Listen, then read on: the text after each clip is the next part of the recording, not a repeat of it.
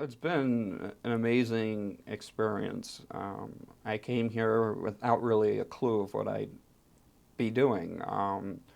The fellowship's a one-year program where fellows run programming here at the center, but what you do is really dependent upon what you get assigned to do.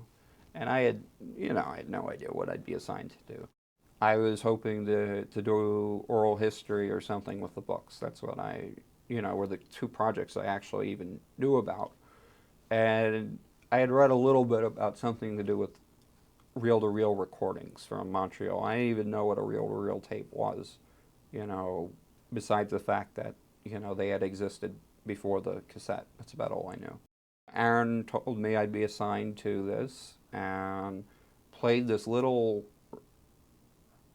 snippet of Chaim Grada giving a talk. I hear this booming voice in the most beautiful Yiddish I've ever heard, turning into what sounded to me like an old-time preacher from the South preaching about something. But he's talking about the importance of Yiddish literature and its significance in Jewish history. And I was just blown away. And I was like, what am I supposed to do with this? He said, your job is to get it all online. I said, well, where is it now? He said, it's on tapes in Montreal. And I went home that night and I said, oh my God, how am I going to learn to do this? Well, I put the most important recordings up first and got them digitized first, as well as special requests from scholars who were working on certain things. So of course, me being me, my first interest was to find, something to do with the Vilna Ghetto. So I knew there'd be recordings of Sitzkever because I knew he had been there. I had absolutely no idea there'd be a recording of Shmerka Kaczerginski. Shmerka Kaczerginski, quickly tell the rest of the story. He and Sitzkever escaped the ghetto. They survived miraculously in the forest for a while. Kaczerginski ends up moving to Argentina and dies within a few years in a plane crash. Seems like the guy lived longer because he wrote hundreds and hundreds and hundreds of pages of memoirs, probably like 800 pages of memoirs in the span of a few years, but he died in 1954. It never occurred to me that he would have been in Montreal giving a talk.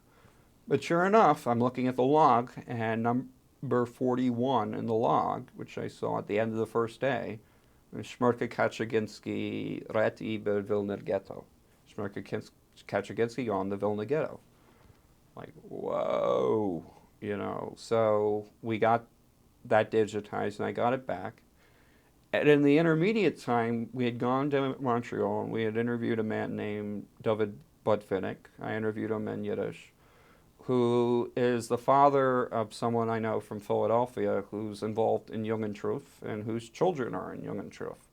I know 3 generations of that family, and David Botwinik was a music prodigy as a child in Vilna and was a cantor as a child and had a very interesting life in his own right.